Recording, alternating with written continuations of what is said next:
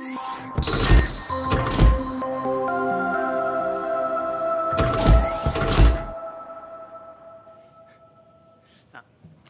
good afternoon, ladies and gentlemen. I thought you were all supposed to be much more polite than that. You know, we'll do a little call and response. One more time. Good afternoon. Oh, that's lovely. Thank you very much. I hope you all enjoyed your lunch. Thanks again to Monterey for providing that and also for providing the sun. It seems like we're starting to get some sun now, which will be shining just in time for our boat trip this evening. So looking forward to that. Just the last introduction, I guess, if anyone wasn't in the last session, I'm Christopher Ludwig. I'm the editor of Automotive Logistics, and welcome to the afternoon of our session here, where we're going to be looking at 21st century ports and ocean highways. So effectively, we're focusing in on ports, processing, and shipping. I should note, as Louis mentioned in session 1, this is one of our sessions that we're streaming live. So this is actually going out to our global audience as we speak, so no pressure to our speakers there. You can, if you want to go onto the service and make any comments or ask any questions that you'd like me to ask that you don't want to ask yourself, you can do that. So please, if you're interested, take advantage. By the end of the day, we're going to actually do some live voting, some live polling. So at some point today, we're actually going to ask you to log on to that. So it might be a good idea anyway to just sign on and get a feel for it and see, so that you're ready for that when we come to it. I hope you've enjoyed the morning so far. I think there's been some great discussions. We've talked about figures. In this room anyway, yes, before lunch we were talking about network optimization and what we can do there, and that actually feeds in, I think, pretty well to our session this morning, looking at ports and port processing. In the first session, Brandon from PwC talked about some forecasts for imports briefly, as a question was raised. I think a figure of around 2.6, 2.7 non-NAFTA units coming into the ports. Now that's not, I'm assuming that's not including what's coming out of Mexico. Certainly it's not including the rail flows between Canada and Mexico. This is just the non-NAFTA. Some potentially dire forecasts, depending on how you look at it and depending on things that can happen. It could be 30%, 35%, maybe 50% drops from that figure. But I think, as you kind of heard from Brandon, and there's a lot of things that can mitigate that. I think import and export flows are one of those things that are really hard to predict. I don't know who would have predicted that by next year the U.S. might be getting some imports from Finland, but that's probably what will happen when Mercedes is putting extra capacity in for the GLC there, for example. So there's just a lot of things that drive import and export flows, whether it's capacity utilization at plants or currency drops and declines and things like that. So I would always probably take those forecasts with a grain of salt. And certainly at the moment, we do a survey of ports and finished vehicle logistics, which we're going to publish in July. And we obviously saw quite strong import growth, especially for 2015, which is still happening here. And even some of those numbers that might be coming out of Japan or out of South Korea in some cases, maybe well coming out of Mexico. And so there's other implications we'll see there in short C. So that's the market view. I think we'll hear a few more figures from our panelists as well. This session is going to focus a lot on what we can do with the space that we have, terminal optimization, things like that, where there's investment. We also talked a bit last session about capital constraints and how do the difficulties in getting more land or investing in infrastructure around that. RoRo isn't necessarily the first priority at every port, although I'm sure some ports are going to tell us that it's a high priority for them. But those are just some of the challenges that we face in this sector, and I think we're quite aware of them. And so that's why it's great that we have a panel today that sort of reflects each side of the process. So let's say, well, I guess we just need a shipping line really, but we've got most sides of the port process here, and we're going to hear presentations from all of them and have plenty of time to Q&A. Let me introduce the panel to you. We're pleased to have Peter Bresnee, who's returning here after an absence at some time. We were talking about 5-6 years ago at another brand. He's now Director of Operations for Hyundai Glovis. Next, we'll hear from Brian Mason, who's also having changed colors recently, as the Vice President of Planning, Analysis, and Development for Pasha Automotive. And last but not least, we're pleased to have Noel Hacegaba, who the CCO and Managing Director of Operations for the Port of Long Beach. just down the road. So you managed not to get stuck in 405 traffic on your way to us here, so that's good. Again, we're going to have a presentation about 15, 20 minutes, and then we'll open it up for questions. So I'd like to hand over to Pete.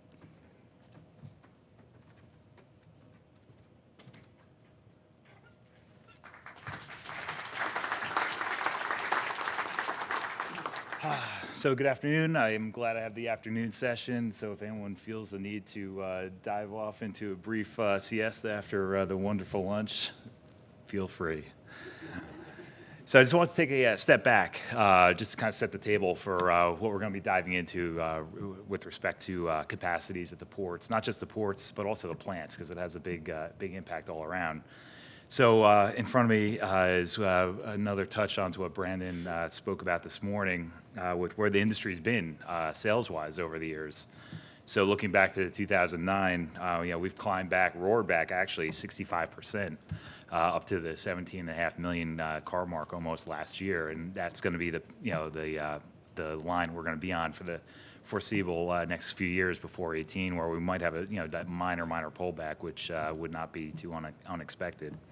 That's what's fueling the need for more space, as I said, at the ports and at the plants, because you can't sustain this level of activity without having space to work within. It's helpful to have an appreciation for how far this industry has come in such a short period of time. What gives me confidence is the collective know-how in the room of all the organizations that are represented by everyone here. We hit 17.4 million last year. We're going to do it again this year and in the next few years. So it's not that it can't be done. It's not such a number that we're going to have trouble getting to. We've been there. We're going to stay there. So it can be done. It's just a matter of how we're utilizing all your resources to collectively get there together. So let's just talk about some of the factors that influence inventory. This is just a small sampling, but we'll go through them. I mean, you've got to look and see production or sales. Are you a sales-driven, pull method or a push method? That has a big impact as to what goes on at all the ports. Seasonality, huge impact. Fourth quarter, everybody's trying to maximize what they're selling come the end of the year. Or if you're a fiscal year-driven company, it's when your fiscal year ends, and that's where the strain is on the organization. Dealer stock, of course. If a dealer has a 120-day supply of a unit, they're not going to be begging you for more coming out of the ports or out of the plants. So you've got to have a place to keep those things. So huge impact as far as how dealer sales are going. New model launches, delays with certification, other things that's getting harder and harder to come by. Pricing issues internally with the OEMs. It's the time it takes to get those certification issues worked out, whether it's emissions or crash testing. It's taking an extended period of time as compared to a few years ago. Natural disasters, you all remember back in the tsunami and the earthquake. I mean, things as obscure as white pigmented paint got delayed. So, all those cars that were trapped at the ports here that needed some sort of touch-up or buff out or what have you was impacted by such a small thing like that. But that all backs up the food chain here back to the ports, so how we're going to work our way out of it. Again, recalls, regulatory issues, with what's going on right now with Takata, and who knows what could be next. The magnitude gets larger and larger and larger as you work your back into the chain. And then getting into more operational things, vessel bunching. We've got ships coming into all these ports from all over the place now, from all these different plants around the world that are supplying our chain here. And, it's not uncommon to have, 2, 3, 4 ships back up trying to get into a port. So the terminal operators are having a very challenging time sorting through all that, which also goes back into the need for, the empty supply. If you're a pass-through port, you're counting on those empty rail cars being there when you need them so you can clear out that ship and move on to the next. So huge opportunity there. Same thing with empty trucks. I mean, that's, from a capacity standpoint, thankfully it's been relatively smooth. As I said, we easily, I don't want to say easily, but we got to the 17.5 million, and we'll do it again. The capacity is there. It's just trying to get the most efficiency out of it as we can. And then customer diversity. So at every port, depending on your customer makeup, you're going to have challenges. Are you dealing with mostly volume-driven customers? Are they customers that have extended periods of time in labor that goes into their cars, whether it be PIOs, or are they fleet-sensitive organizations? All that takes more time, which again backs up the chain coming in through the port. And then overtime and when weekend deliveries, these kind of go hand in hand. If you're really working on a push and you're working 2 hours overtime every day, and then you're also working on the weekends, you need that outlet. You know, you could have all the trucks and all the capacity in the world, but at the end of it, you got to have the dealers ready, willing, and able to take cars on weekends, holidays, after hours, whatever the case may be. So that's been an age-old question. I mean, I think we're all still trying to sort our way through trying to get dealers to take cars on those other alternate hours so we can get the most efficiency. So, you know, what I'm trying to get to here is the terminal operator, you know, they're the ones that has to deal with all these external issues that they didn't necessarily create, but they all create a capacity issue because you've got tremendous volume of cars coming at them. They got to figure out a way to make it all work, and it's a big jigsaw puzzle. So here we go. As an example, you know, cars full of ports, or excuse me, port full of cars, hugely block stowed. I don't think any of us have not been in this situation ourselves. And you know, you get either your daily allocation or your weekly system allocation, and then boom, you know, I want that car right there, right in the center of that 20 deep parking lot. You know how, you know, it's just not efficient. I mean, this could be anywhere. It could be a rail compound. It could be here. It could be Europe. It could be anywhere. I mean, we all live this. And you know, you just got to make the most sense you can out of how to work your way out of this. So with that, I just kind of want to set the table. One of my co-conspirators up here is going to kind of walk us through the mechanics and the math behind. You know, how do we plan for this? What sort of out-of-the-box things can we do about this? And we could you know, reflect on how to get through this together. And I couldn't get the footage for this from Google, but if anyone remembers this famous scene from I Love Lucy when the conveyor is speeding up, you know, just think about being the terminal manager at any one of these facilities, knowing you've got 3 ships backed up, or no trains, no rail cars to, you know, help you vacate the lot. It just keeps coming at you, and you got to figure out a way to solve it. So that's what our friends at Pasha and all the other third-party providers out there do on a daily basis. So I'll leave it over to Brian. Thanks.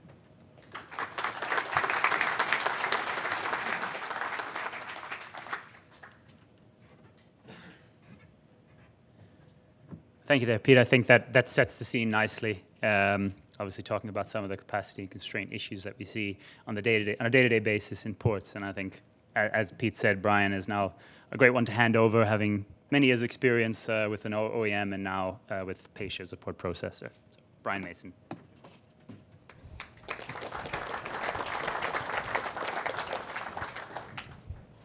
Thanks, Chris. Okay, the thing we're going to focus on is really one of terminal capacity and how do we manage capacity, how do we manage dealing with this large influx of vehicles. And this is not an uncommon thing to happen right now. Vessel on the way in saying, gee, I hope there's enough space. Vessel on the way out said, gee, glad we beat them in there because there's no space left now.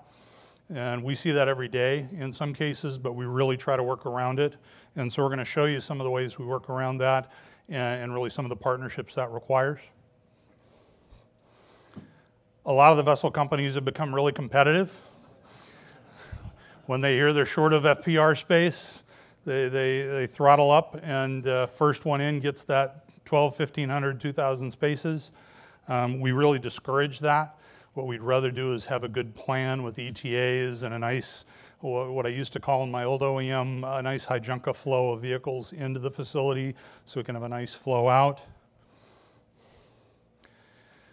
So we're going to do a little audience participation. I'm going to kind of quiz you and give you a couple of examples here.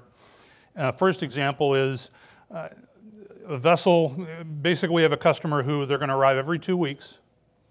They're going to have 2 vessels a month. They're going to have 2,000 vehicles per vessel, 48,000 annually.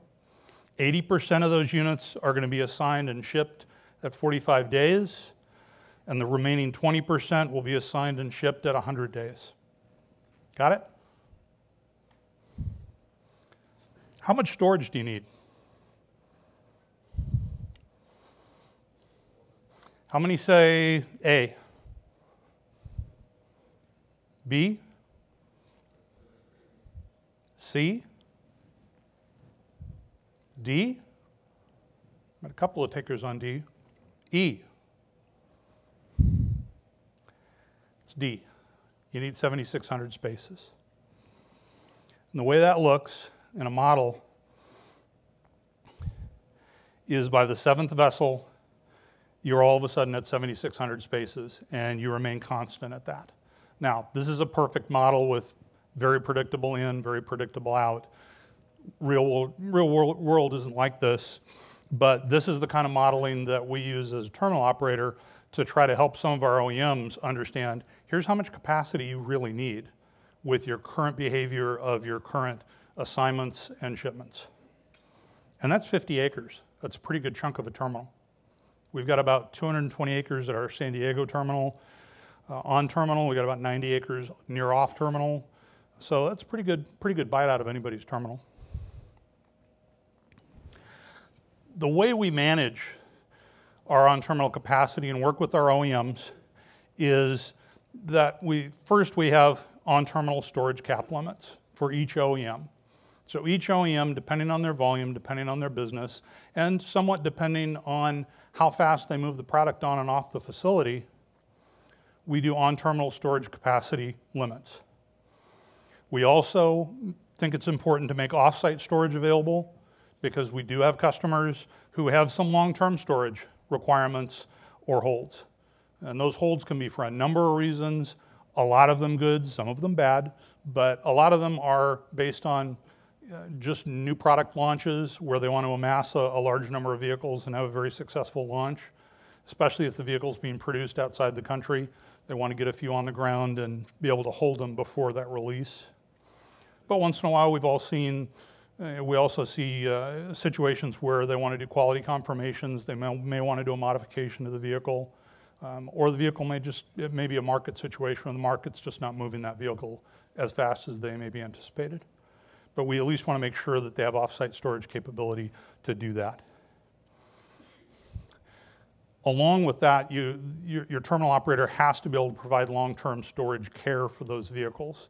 So every 30 days, you got to be able to check on the battery, check on the tire pressures, check on a number of things on the vehicle to make sure that everything's okay and that vehicle's being maintained in a proper way. Some of the OEMs like us to actually start the vehicle up and run it for a little while. We'll do whatever the OEM would like us to do. We'll bend over backwards for them. And then the last, and I know this isn't popular with all OEMs, but we do a tiered storage rate. We kind of took a play out of the playbook from the rail groups, from the railroads, where if you're on a railroad terminal more than 3 days, you usually pay storage, and it's usually pretty steep. So we're not as punitive as that. We usually like tiered storage in increments of 30, 60, 90 days that incentivize OEMs to allocate and move vehicles off terminal. And the whole idea is to make FPR space so we can move more vehicles on terminal. What that would look like in the case we talked about is if we say had a 4,000 unit cap, that'd mean of the 7,600 units, 4,000 would be on the main terminal, 3,700 of them would be off-site.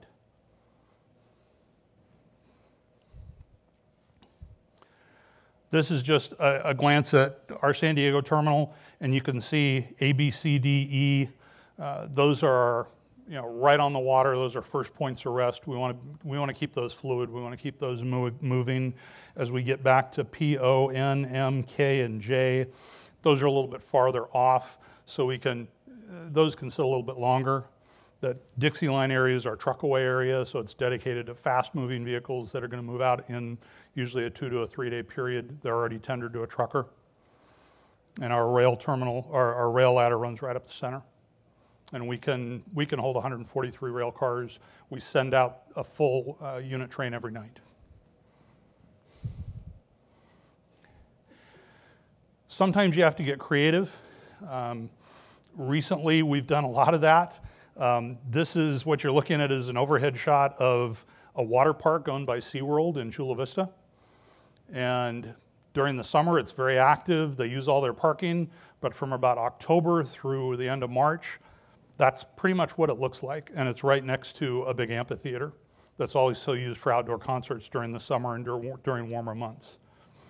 They were thrilled when I came, first they thought I was crazy, but they were thrilled when we came and knocked on their door and said, hey, can I pay you to let me use your empty parking lot during the winter when you're not using it? And it turned out to be a very lucrative and very beneficial arrangement for both us as the processor, for our OEM customers, and for the water park and for the amphitheater.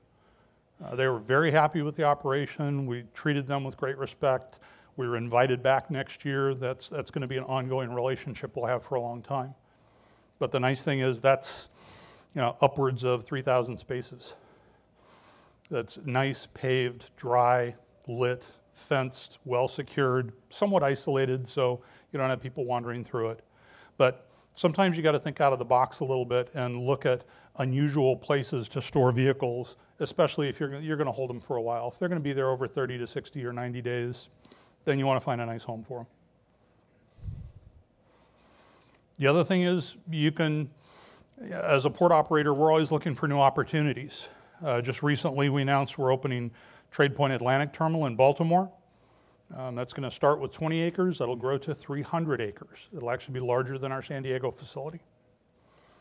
And we also just announced that we opened Pier 80 in San Francisco. So every time we open a new port, that's a new opportunity to redesign the network, redesign operations, and make things more efficient. So instead of trucking vehicles all the way from San Diego to San Francisco, you can now drop them at Pier 80, which is right next to the baseball stadium.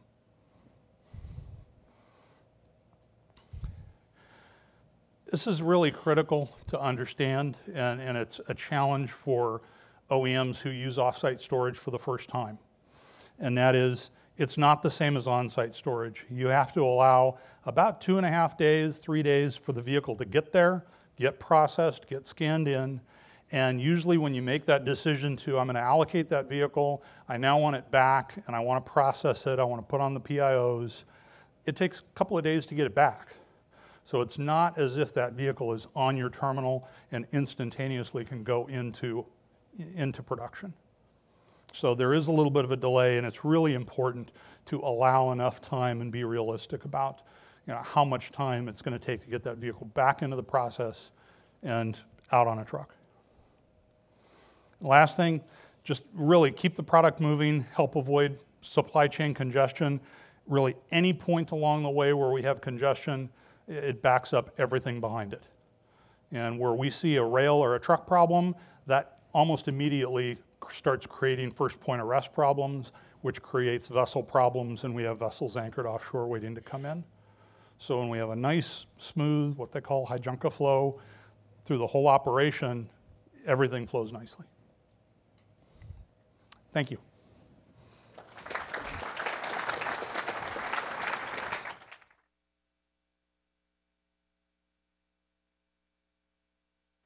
Okay, thank you very much for that, Brian. I think it was a quite interesting and detailed look at the reality on the ground and also some of the planning aspects that go into port processing and including the off-site aspects of it, which we'll return to, I think, in the Q&A.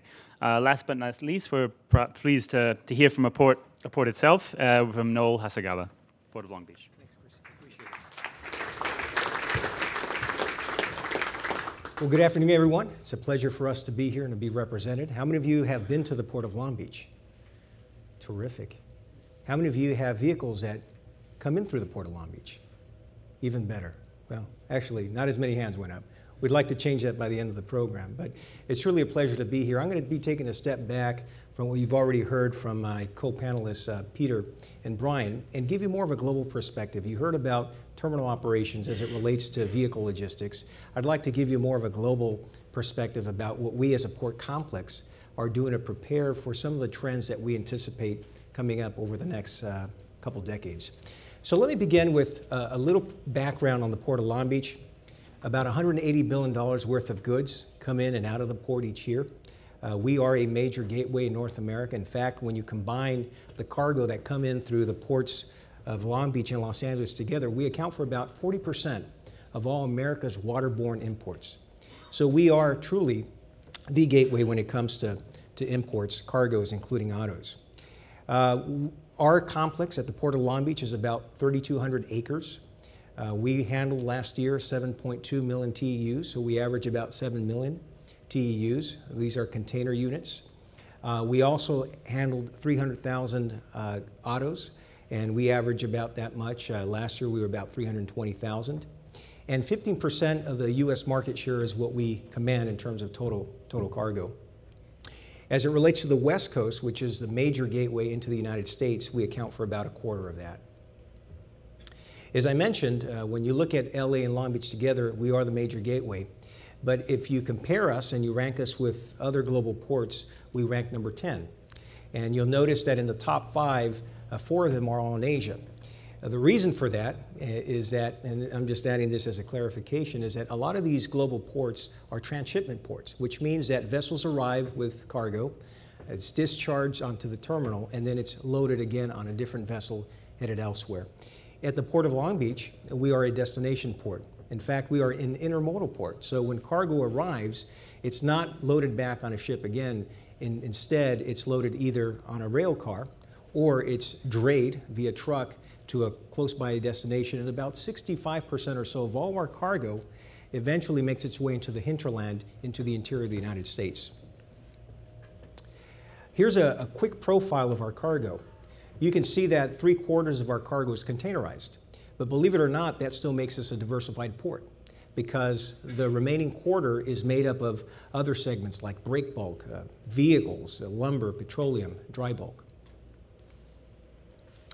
This gives you a quick picture of our imports. If you look at the top 10, you'll notice that vehicles and vehicle parts account, they come in at number 6 in terms of our total TEU throughput.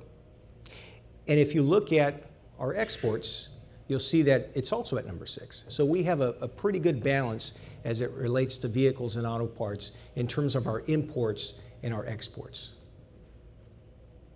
Here's a quick snapshot that drills down on import volume and where we rank against other U.S. ports as it relates to vehicles. You can see there that in 2015, we were number 7, just below San Diego and Hueneme, and Brian spoke about his terminal there.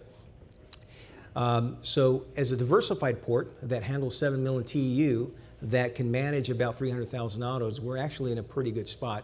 Although, as I said earlier, we'd like to see more of your vehicles and more of your vehicle parts coming through our port. This representation here shows you our complex. We have 22 total terminals, 6 of them are containerized, and there are 2 terminals that are circled there with red circles. The one at the top is called Pier B. That's about 145 acres, and this is currently utilized by our partner Toyota. Anyone from Toyota here today? Terrific.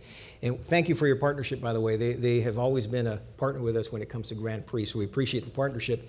At Toyota, this facility imports both Toyota and Lexus, and they've actually begun testing and evaluating short sea shipping from Mexico as well. Down below is Pure F, and that's where Mercedes is. Any Mercedes representatives here today? Terrific. And Mercedes recently invested in a 25-year, 1 million square foot inland processing facility less than 10 miles from the port, near the Long Beach Airport. And the new regional facility will serve 82 dealerships spanning 12 states, including California. And SSA, the stevedore, has also begun exporting Teslas in small quantities. Any Tesla representatives here today? Terrific. I was recently in Europe. I was surprised to see how many Teslas there were. So you're definitely exporting. So what is the port of the future going to look like? We think it's going to look like this. We think it has to be a facility that offers the latest and most sophisticated modern infrastructure. We think that as it relates to land use, it's got to be strategic, deliberate, very disciplined, and very well thought out. You know, the old adage, build and they will come, used to apply to the Port Authority sector. Well, that's not the case anymore. In fact, what we're seeing in the market today is a glut of overcapacity. And so we've got to become more strategic. We've got to get smarter when it comes to how we make the facilities and the terminals at our port available to our tenants and our customers. But it also means that we have to become greener. We're proud to be the green port. In fact, we were the first port in the U.S. to announce and declare to the world that we were becoming a green port. This past year, we celebrated the 10th year anniversary of our Green Port policy. And it's something that at the time when we moved in that direction was considered controversial by some, and many skeptics were wondering if we as a Port Authority could continue in business while we were pursuing these green policies. Well, 10 years of that experience demonstrates clearly that you can balance both. And many of your companies are doing the same thing, for which we applaud you. The last thing that we think the Port of the Future needs to incorporate is efficient operations. And my fellow panelists already spoke to that, and I will address it as well generally. So this is what we're doing to build the Port of the Future. We're investing $4 billion over 10 years to deliver modern infrastructure, upgraded facilities that are green, that are strategic as it relates to land use, and that also deliver efficient operations. As you can see on the chart behind me, we are far and away the most aggressive investor in comparison to all port authorities as it relates to capital investment. So we're literally investing $4 billion over a 10-year period to ensure that we're offering you the terminals, the complex, and the services that you deserve and that you need. So this is what we're doing. We're building a brand new bridge to replace an existing bridge. The existing bridge is called the Gerald Desmond Bridge. It's about 55 years old. In fact, this bridge is so old that there are literally pieces that are falling to the ground from the bottom of the bridge. But don't worry, it's not structural. It's just aesthetic for now. We've invested netting to capture the fallen debris over the years, costing us millions of dollars. Some people call it diapers. Because of the age of the bridge, I call them depends. But whatever you call them, this is a bridge that is in disrepair and needs replacement. And so we're building a new bridge just north of that will be taller to accommodate larger ships so that they can transit underneath it. And it will also be wider to allow and facilitate traffic flow. The bridge currently carries 15% of all U.S. goods. So it's a bridge of national significance. You can see a rendering here of the new bridge superimposed over the existing bridge, and you can see how the air draft is far superior. But we're also investing in a new mega terminal called Middle Harbor. This terminal is the most advanced, it's the most electric, it's the greenest terminal operation in North America, possibly the world. We just delivered phase 1 to our tenant last month. They're now up to a capacity of 1 million container units. By the end of this decade, they will have a capacity of 3.3 million TEUs. And if you remember from the chart I showed you a moment ago, that's like taking the 4th largest port in America and putting it within the Port of Long Beach. So our capacity will grow by at least 25%. Some other neat features about Middle Harbor is that it's truly advanced. It has the most sophisticated technology. It's fully automated, and because of that, it'll be a green terminal, a green operation. And as you can see, the yard equipment that will be utilized to service that terminal is all electric, remotely controlled by yard tractors. Here's the third part, or the third component of our investment plan. We're investing over $1 billion in rail. And the reason for that is because over the years, ships have grown in size. In fact, ships have nearly doubled in size just over the last 6 years. That's created quite a level of stress on our terminal operations.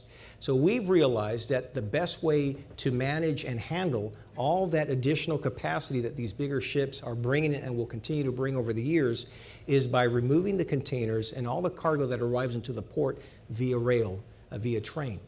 Today, we have trains that measure up to 2 miles long, double stacked, records. Now, how many of you are runners?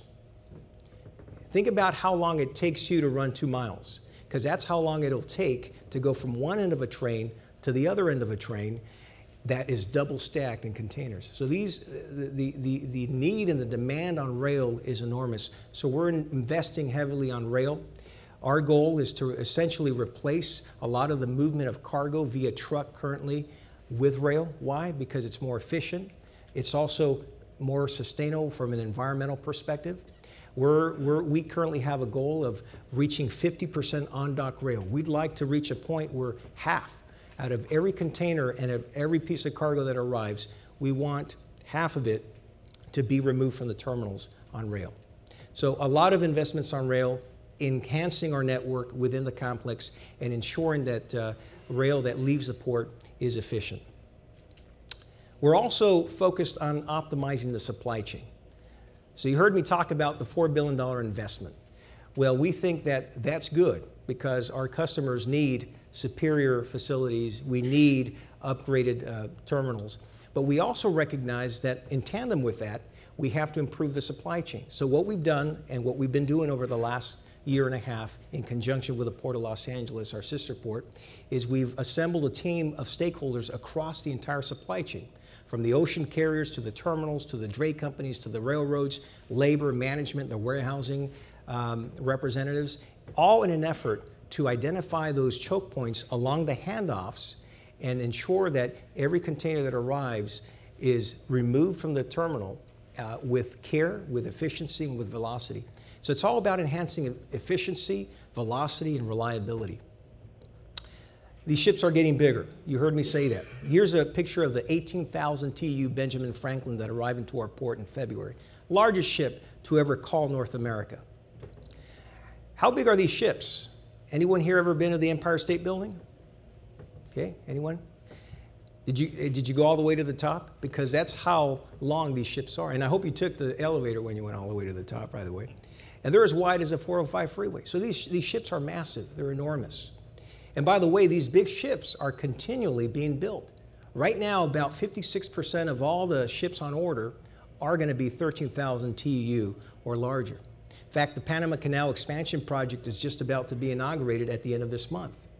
And the maximum constraint when it comes to vessel TEU capacity, they have announced is about 14,000. So you can see the stress that these big ships are going to be creating on the infrastructure in the years ahead. And that's why we're investing. And because of these big ships and the need to maximize economies of scale, these ocean liners are entering into these alliances in order to ensure that the slots on these vessels are filled. And there have been some musical chairs as of late. Currently, we have 4 alliances. By the second quarter of next year, there will be 3. So we're going from 4 major alliances to 3. So you see the consolidation, not just in the form of reshuffling of alliances, but you have 2 companies that were Chinese-owned that were recently consolidated, and you have another company that's French-owned that recently acquired a Singapore-based ocean liner. Finally, I can't leave without describing to you our value proposition. Why do we think that the Port of Long Beach will remain a competitive port, a port of choice in the years ahead? It's because, number 1, our geography. Number 2, because of the investments we're making in the infrastructure. And number 3, because of the focus on optimizing the supply chain. Thank you very much for your time. Happy to entertain your questions.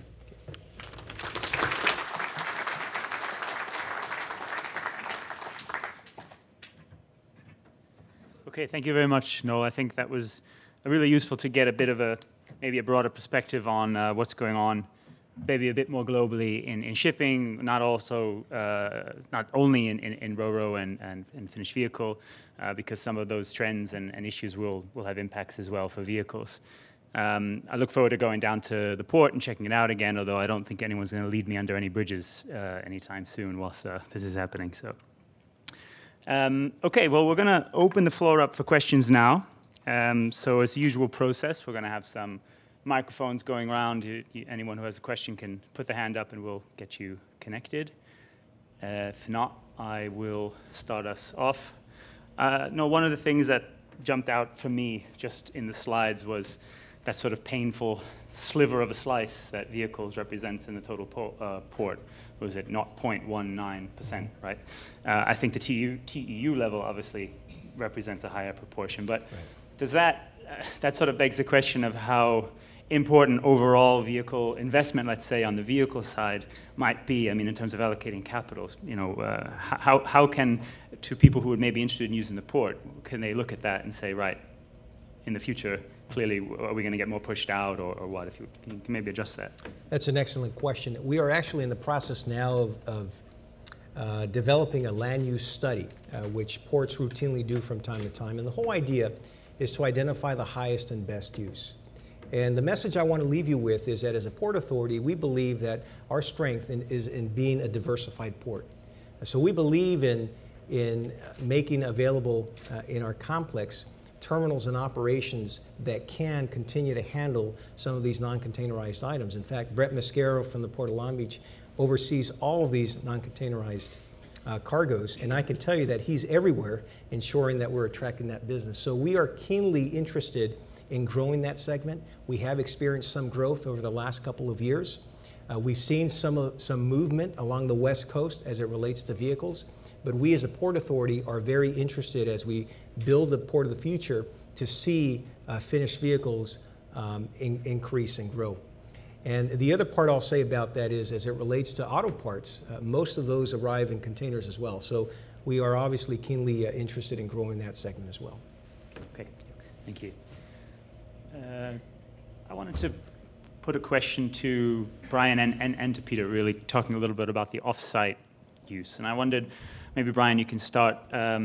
Interesting to see using SeaWorld there, but is there a kind of process that you go by to kind of validate that with your OEM customer? I mean, what are some of the standards, whether it's security, lighting? I don't know. I mean, it's especially when you're going up to scales of several thousands of vehicles. It doesn't seem that it could be just so easy to just pick a space. Yeah, no, it's not easy, and I think we spend a lot of time on Google Earth looking for anything that looks open. We've looked at closed Catholic schools for girls. We've looked at different racetracks. We've looked at football stadiums. We've looked at just about everything we can where we could possibly find space. But we do, once we identify a space, we really do a qualitative assessment of it. Number one, what kind of surface are we parking on? Number two, is it fenced and can it be secured properly? Some OEMs prefer that it be lighted. If they don't have existing lighting, we can bring in lighting ourselves. We have temporary lighting that's generator driven, that we do that frequently. So, but we always check with the OEM on kind of what their specifications are, and also how much of a commitment do they want to make, because it's how long do you think you're going to have your cars parked here? Yeah. If it's just a few weeks, if it's just a month, then we can put temporary fencing up and we can put security in, and it's a pretty quick operation. But if it's something where you're going to have those vehicles there for several months, we want something with a little more permanence. It may, over time, actually prove to be less expensive to put permanent fencing up than to rent temporary fence over a period of time. So that's usually about a 3-month break even there. Right. So we look at all of those things. Right. Yeah, certainly. I mean, to Brian's point, you have to really look outside the box. A lot of time on Google Maps, we really like racetracks, airports, shut down malls, wherever you could find something of that magnitude, because you're not going to find the spot that's paved, lit, fenced, ready to go turnkey tomorrow. I mean, there is investment that needs to be made. A lot of portable lights have to come in, and it has to be of a size that's economical. I mean, you don't want to have all these fragmented lots where you've put 2,000 cars here and 3,000 there, because each lot you need 24-hour security. I mean, that adds up lot after lot after lot. And then to Brian's point earlier, trucking in, trucking out, you're going two ways. So another option we look at is, could we set up a satellite processing center at this offsite lot? So we're only shuttling one way, get the car allocated, get it processed, get it shipped from there, which creates its own challenges on the logistics standpoint, because you're not commingling cars with the main lot coming off. So we look at those challenges, try to find the best solutions. Looking at underutilized rail ramps is a possibility. Talking about the plants, looking at outlets to try and find space. Not just ports, but this affects the plants too, because every day you've got, depending on which plant you're talking about, 1,500, 2,000 cars a day coming off the line. If they're not all sold, they got to go somewhere. There's not infinite amounts of space. So, yeah, lots of gravel. But working with the OEM, to their specifications. Even things you have to consider in as much as rodent control. I mean, you don't want to have, a festering problem with animals, eating your wiring harnesses. So it's, there's a lot that goes into it. And systems-wise, it's not easy to just flip a switch. And it's, very practical. You can say, yeah, the cars are here. I got a spot over there. I've got the trucks. Okay, just move them. But there's a lot of systems that have to all work together from an allocation standpoint, parts. So it's not as easy as it seems to just, like the holiday stores that pop up, for Halloween. You can't just yeah, that works for them on a retail basis, but on a wholesale basis, moving expensive vehicles, it's a challenging task that is, but it's necessary. With the numbers that we're all talking about, there's no other way to get there from here. Yeah, the other comment I wanted to add was that when we talk to the OEMs, one of the most important things in this constant communication stream is how long are the vehicles going to be there, because if we can make a longer term commitment to whoever we're leasing or renting that land from, in most cases we can get much better terms, we can get much better prices, we can deliver more value to the customer, and we may even get that landlord to make some investment in the property if we're going to tie it up for a year or 2 years or 3 years.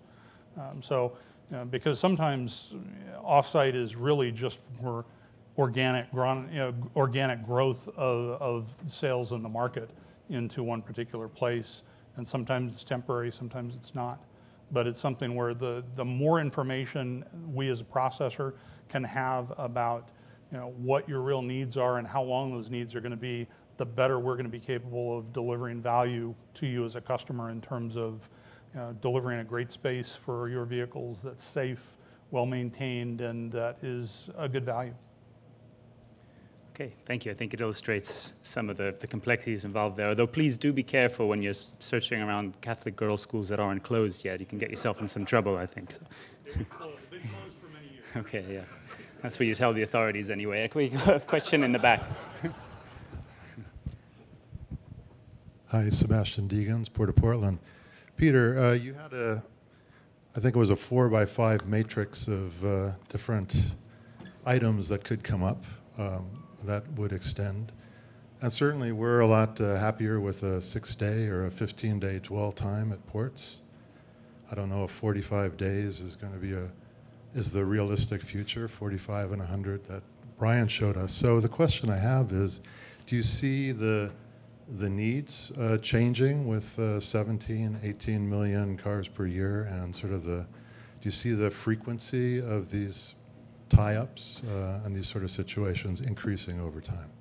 Yeah, no, that's a very good question. And as the model mix changes, and what we spoke about earlier this morning with all the new green cars coming in, I mean, all the manufacturers have to have that to meet their CAFE standards. So we're going to have coming through the ports, and it's going to be more isolated in certain ports as opposed to nationally. But that technology isn't being adopted as quickly as the cars are going to be coming. So they have to stay somewhere. So, ideally, yeah, 15-day, God, that would be utopia if we all just had a 15-day supply at all of our ports. But, we know we're not going to get there anytime soon. So 30, 45 days, even that's very optimistic, depending on the manufacturer. Everybody has their own set of circumstances, but it's not uncommon to see, over 45 days, depending on which manufacturer you're representing. So that space is definitely needed going forward. Yeah, I don't see any time in the near future where we're going to be able to reduce our footprint anywhere. It's going to remain at this level. As long as we're selling 17.5 million, we've got to have this flexibility to put cars somewhere. The other thing I could add to that is that a lot of the dealers that are being delivered to, they're metro dealers. They're in downtown areas, very limited footprint. So even though the market is growing and the volume is growing, their footprint in downtown Los Angeles, in San Diego, in San Francisco, in any metro area in the country, that footprint is not growing with that market. So more and more, they're asking the manufacturers hold those vehicles at the port of entry until we can have room for them at our facility. And we're even being asked by some dealers directly if we can store vehicles for them on terminal or off terminal. So that is a constant problem with this growing market, but the land that's allocated to those metro dealers is not growing with that market. Thanks. Any other question in the audience? We'll take it right at the back. Noel Hunt from Confezioni Andrea. I'll address a question to my namesake, Noel. In some of the ports around the world, like in Toyohashi, where VW and Mercedes went vertical, or Zeebrugge, where they've got tiered storage, What are your feelings in North America about going vertical when we run out of acreage? It's a good question. As these ships, and this is on the container side of the business, as these ships grow in size, what we're seeing today already is that the size of these ships and the capacity they bring is already outsizing the footprint of these terminals that were designed for ships that are essentially half the size. So we are not alone, all ports across the U.S. are in a race to accommodate these bigger ships. Fortunately, in Southern California, we have natural deep waters, and we have the ability to invest in our terminals, and today can handle the 18,000 TEU ships, by the end of the decade up to 24,000 TEU ships. I think what you're going to see in the future is maybe not specifically going vertical, but you are going to see, I think, a different approach to operations, a different approach to moving containers and cargo out of the terminals more quickly, more efficiently, and we're already beginning to see that. I'll just give you one example that comes to mind. Right now, the picture that Peter showed earlier in his presentation, where you had the sea of cars, and he asked the question, he posed the question, if someone comes and says, I want that one right there. We have the same issue on the container side of the business. And so one of the approaches to address that is, instead of having individual truck drivers come into a terminal and pick up a specific container, we're working with the terminals to see if they can have piles at the terminal and then have rounds of truck drivers essentially remove the containers as they come off the ship. That's what we call peel off or free flow, no different than what you're accustomed to when you arrive at an airport and you need a cab to get to your destination. You just get in a queue, and there's a queue of taxis, and the next customer gets into the taxi without regard to the destination of the customer. So I think what you're going to see is different approaches to operations to be able to address the issue of the footprint at the terminals being outsized by these bigger ships. We've got an enthusiastic hand over there we'll go to, and then we'll...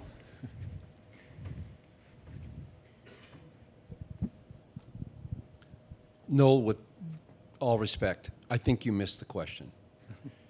It's not about containers, with respect to the question that was just asked. It's about finished vehicles.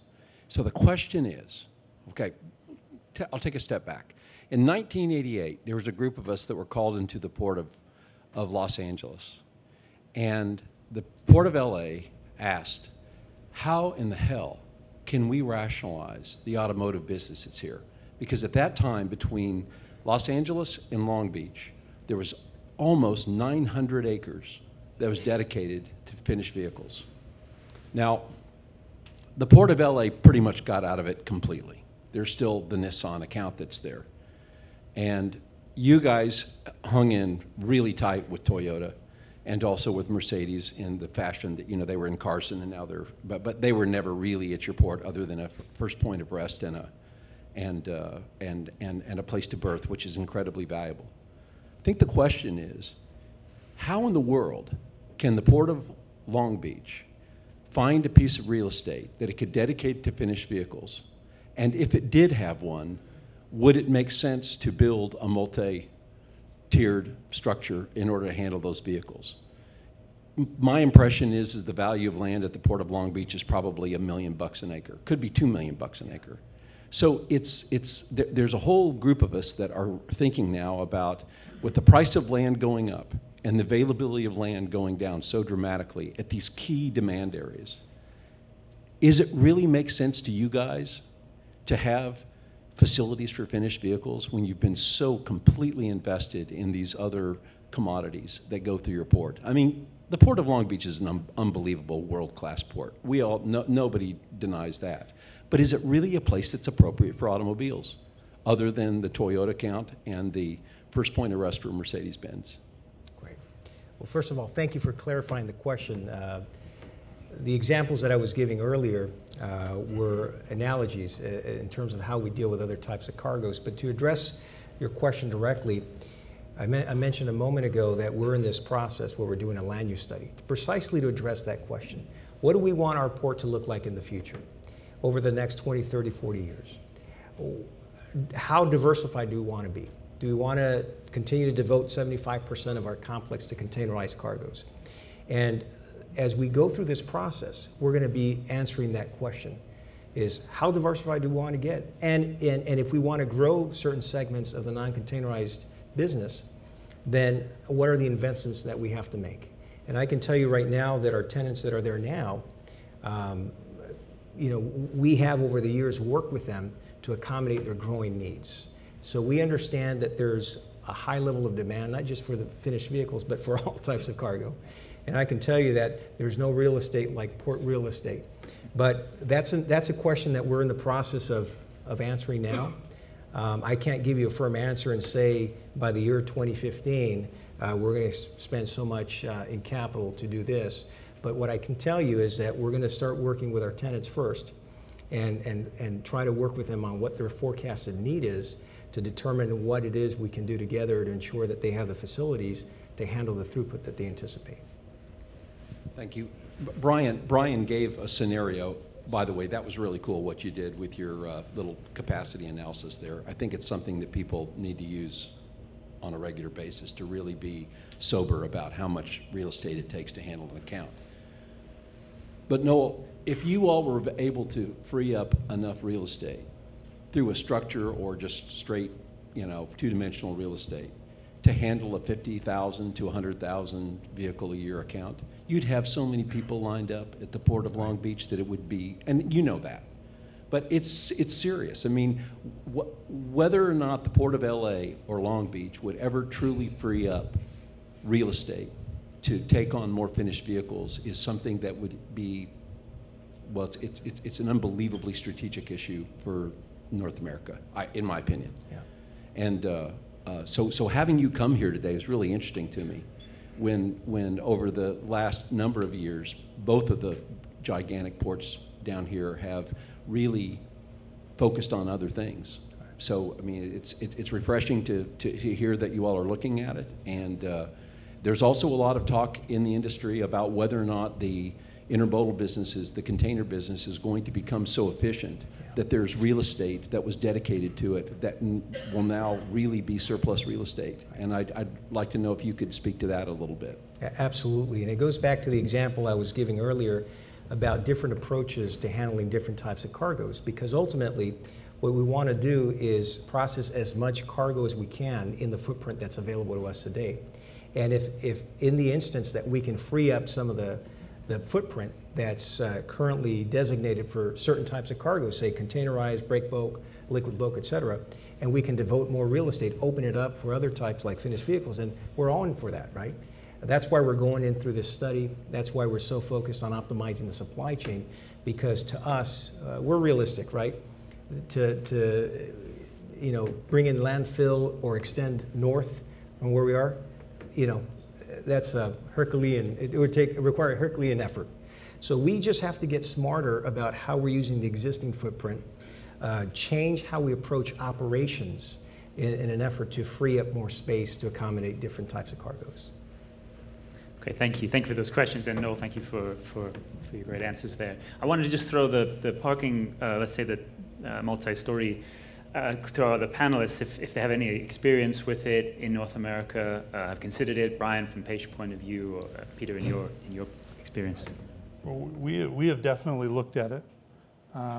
Whenever we have looked at it so far, when we pencil the numbers just don't hold up right now. There is land available in the inland San Diego area where we can park vehicles, and if you add the cost of that land and the transportation to and from, it still does not exceed what the investment would be long-term for a very large parking structure, especially in California, because they have to be earthquake safe, and you're building on tidelands, which sometimes have issues with what you can physically construct on them and how high we could go. But it's something where we're definitely looking at it. I think in Europe it's been much more popular because they're so much more space constrained. If you look at Zeebrugge, if you look at Southampton, if you look at some of the places where they have built those facilities, they've been much more constrained on property than we are here in our area. And it's something where I think too, I think Volkswagen built one in Veracruz, and it was almost as much for protection of the vehicles from the wind and from damaging sand blown by the El Norte winds and things as it was for space consideration. Yeah, my experience with it was back with the Mercedes. You know, we did investigate putting a parking structure up on that small Carson inland facility, and to Brian's point, it just doesn't pencil. And that picture I used, that was from Bremerhaven, the top of Bremerhaven, looking down at the cars in the lot. They were prepared for outbound shipment. You know, it works great there. I mean, the investment is huge. And then even here in the States, I mean, BMW has small parking structures at their old facility in Port Jersey and up in Hueneme, but even they're off-site, you know, and it's so expensive even to add on to a facility that's already got one. So it's that's a tough one because the expenditure is just so great right out of the chute that I don't know that in this day and age anybody's got the fortitude to have that battle with their finance department. I mean, it's you know what it's like trying to get things done as it stands now. Something like that's huge. But they work well. But yeah, I can't imagine. I'll see one in my lifetime. Pete will be happy to build you one I'm as sure soon as he you're will. ready to give us a long-term commitment on it. I'll talk to my customers later about that. Yeah, and maybe even interesting to note that the Volkswagen one in Veracruz, they're losing that actually. So that's even that you might expect with capacity constraints, that's actually going away. And maybe on Mexico, that's a point that we had a question in from our Twitter feed from user 22OTM.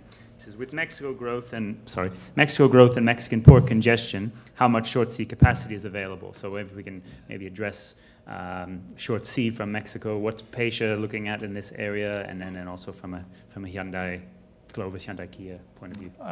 I think we are certainly encouraging short sea from Mexico, both especially West Coast, for both the San Diego and the San Francisco and for Grays Harbor. We certainly have capacity in San Francisco and Grays Harbor. If the product is fast-moving product and it's going to go through the terminal quickly and it's assigned on arrival, we can probably take it at San Diego as well. You know, the challenge is if you want a short sea up and it's going to come in on the vessel unassigned and is going to sit for a while, that may be a challenge for San Diego, or it may need to be stored off-site for that. But you know, we are encouraging it. We see a huge reduction in damage from short sea vehicles coming up from Mexico as opposed to vehicles railing in from Mexico. Certainly, short sea is absolutely an option. So we'll have some experience with it very shortly with the first inaugural shipments coming out of Monterey, or actually Altamira, later this month. But yeah, certainly for the East Coast, that is in the plan for our plant down there in Monterey. And it would only be on an as-needed basis in the hopefully unlikely event we have a rail car shortage. You know, I don't see ourselves using it for the West Coast, but you know, certainly we would want to have that at our disposal in that event. So yeah, that's definitely in our plans. And Noel, is Mexico a target sort of, you know, from a Long Beach point of view? Our understanding is that, for instance, at Pure B, Toyota is in the process of testing and evaluating short sea shipping from Mexico. We don't have any measurable results to report on yet, but we have seen that uptick in those possibilities. Okay, thank you for that. Questions, comments from the audience? No? I wanted to talk a little bit about you've talked a lot about the growing size of container ships, but obviously PCTCs are growing quite a bit as well. So if anyone wants to reflect a little bit on how that is or will potentially change port operations in terms of bigger ships or more transshipment or whatever the kind of fallouts from that might be. Yeah, I think what we're seeing is not only more frequency, but the vessels that are coming in are much larger. And what we're seeing is a number of the OEMs are trying to reduce the number of port calls. So rather than a vessel making 2 or 3 port calls, it's making 1 or 2 port calls. So therefore, when, you know, in the old days, 6 months ago, We were used to usually vessel sizes of 1,500 to 2,000 vehicles coming off at a port call. Now we're getting anywhere between 3,500 and 4,000 in a single port call. And we can berth 5 vessels at once. We're, I think, one of the only ports on the West Coast that can do that. But if we get 3 ships on port and they each want to drop 4,000 vehicles that day, beyond the labor challenge, that's 12,000 parking spaces out of 22,000 on terminal that we have to provide. So that's a huge challenge. One of the things that we are trying to work with the OEMs on is more frequent vessel calls with slightly smaller arrival sizes. And again, I used that term Hyundai flow earlier in my conversation, and that is if we have a nice smooth flow of vehicles coming into the terminal that we can process and get out the door and make FPR space for that next vessel, that keeps everything flowing smoothly. But we have seen a trend toward not just larger vessels, but larger drops and larger discharges at our facility.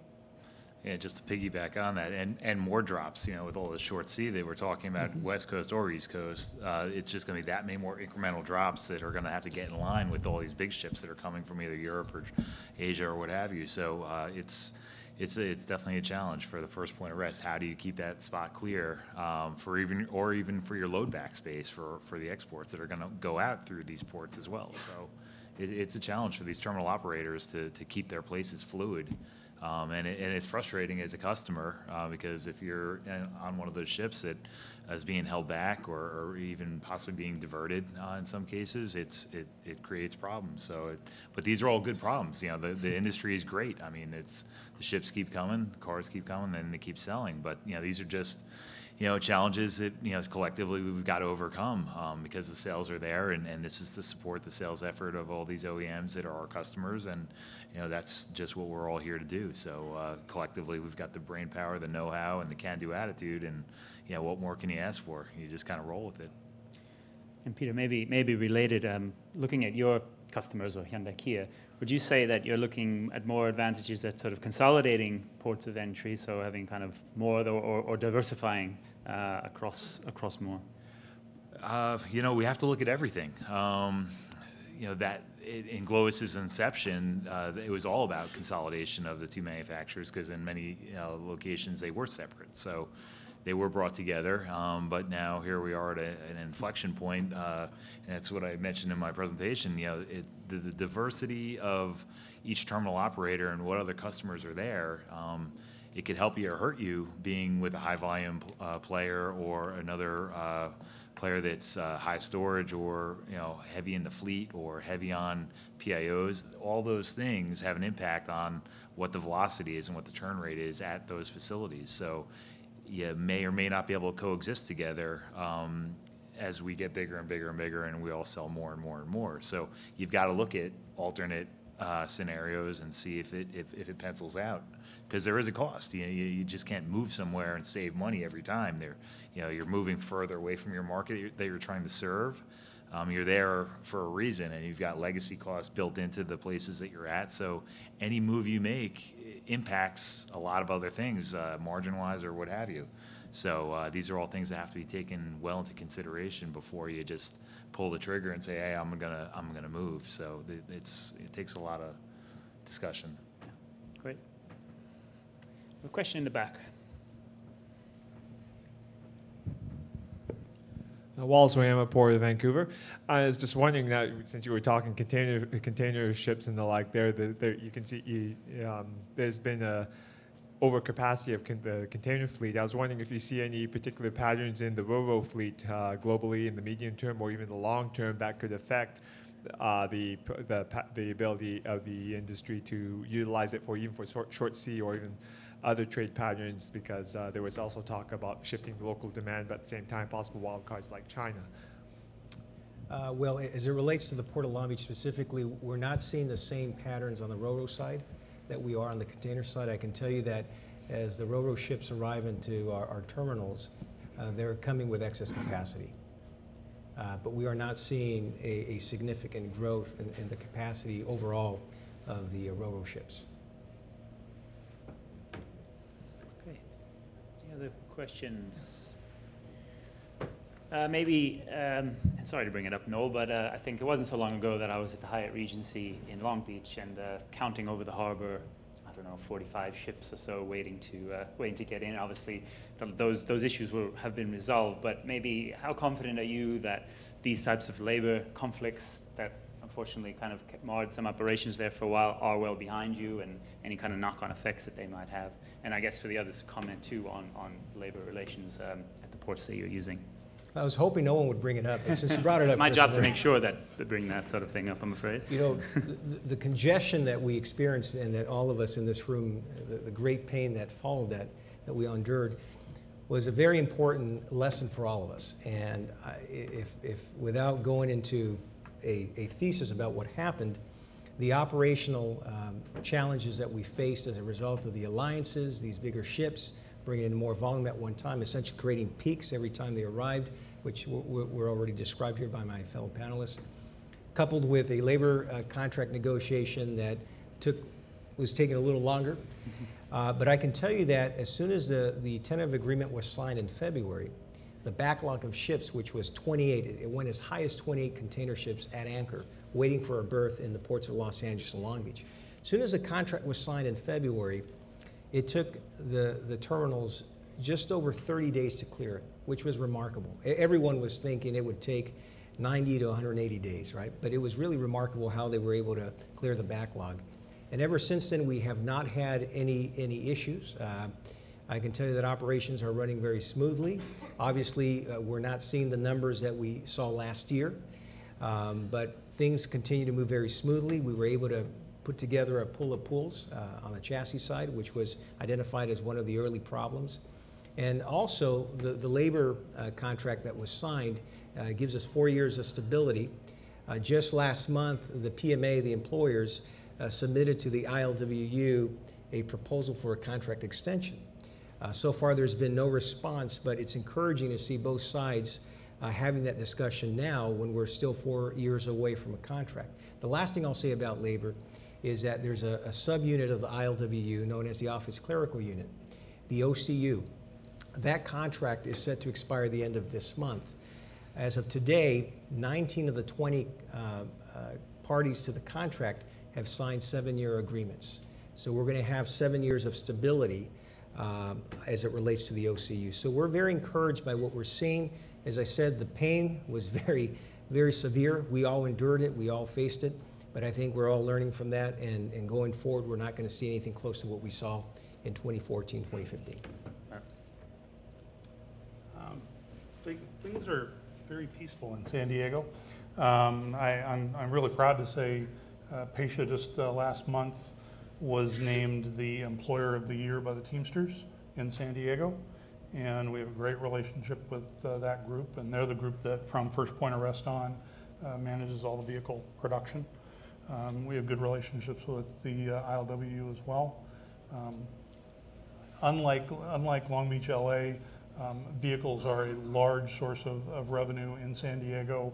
We're probably, Miguel's here and he could probably tell me exactly, we're probably close to 80–85% of the revenue and volume for Port of San Diego. It's pretty much us and the U.S. Navy right now. And Dole has a pretty good presence as well for some of the ships coming out of South America. But we see great collaboration between the Port of San Diego, between the terminal operators and labor. Our biggest challenges are when cruise ships come in during cruise ship season, because that does get taxing for them to staff the cruise ships and also staff offloads. But we think we've got a good relationship down there. Normally when we've seen ILWU issues in the past, it's had very little to do with the auto industry. It's had very little to do with ro-ro vessels. It's usually related to intermodal container operations, and we kind of get caught up in it and just have to weather the storm. Want anything there, Peter? Or? No. No, you don't want to touch that one. Okay. It's probably, unless there's any last questions, I'll give you one more chance. But I think that's a good point to end it on. I want to thank our panelists and for the presentations and discussion. Okay, please, We always don't want adverts here at this conference, but I'll make a very quick one. We'll follow up on this session quite a bit more in depth in Baltimore in August for our Import-Export North America conference. So anyone who is interested, you can talk to our team about those details, but we'd be glad to have you there. Enjoy coffee, and we're all back in this room for the last session of the day after this. Thanks.